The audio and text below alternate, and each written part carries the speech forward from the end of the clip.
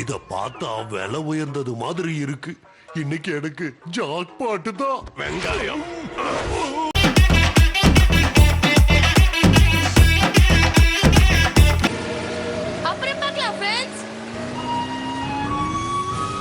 விகடநாகனுக்கு தெரிஞ்சா நம்ம எல்லாரையும் தொலைச்சு கட்டிடுவாரு. சரியா சொன்னீங்க. உயிரே தப்பிச்சு எப்படியாவது ஓடிவிடு. காஃபில கூட கிராபிக்ஸ் பண்ணுவீங்களா?